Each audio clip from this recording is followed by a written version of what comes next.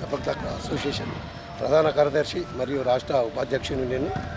మన సపక్ తక్రా గేమ్ నిజామాబాద్లో 2015లో నేను అధ్యక్షులుగా, తర్వాత 17లో ప్రధాన కార్యదర్శిగా బాధ్యతలు చేపట్టడం జరిగింది.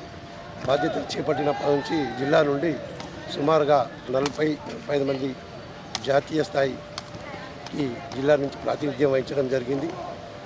టీమ్ ఈవెంట్లో ఇండియా లెవెల్లో కర్నూలులో జరిగిన టోర్నమెంట్లో తెలంగాణ జట్టు బంగారు పథకం సాధించింది. బంగారు పథకం సాధించిన దాంట్లో జిల్లా నుంచి ఐదుగురు క్రీడాకారులు మన జిల్లా నుంచి పాల్గొనడం జరిగింది.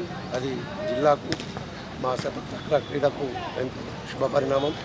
అలాగే రీసెంట్లీ ఆదోనిలో జరిగినటువంటి యూనివర్సిటీలో కూడా, ఆల్ ఇండియా యూనివర్సిటీ గేమ్లో కూడా మన తెలంగాణ యూనివర్సిటీ జట్టు క్వార్టర్ ఫైనల్ వరకు చేరి మంచి ప్రతిభ కనబరిచింది.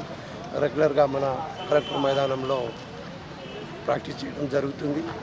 అలాగే రాష్ట్రంలో ప్రతి టోర్నమెంట్లో కూడా బంగారు పథకం కానీ సిల్వర్ పథకం మొదటి రెండవ స్థానాల్లో జిల్లా జట్టు నిలవడం జరుగుతుంది.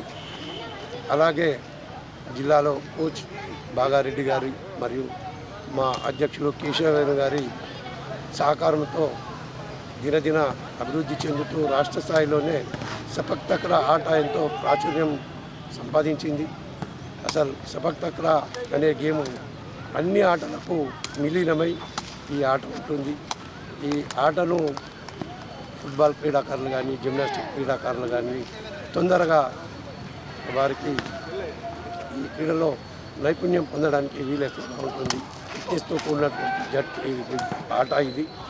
మన సపక్ తక్రా తెలంగాణ కానీ, ఇండియా లెవెల్లో కానీ, మొన్ననే రీసెంట్లీ వరల్డ్ కప్లో కూడా మన ఇండియా జట్టు గోల్డ్ మెడల్ సంపాదించింది.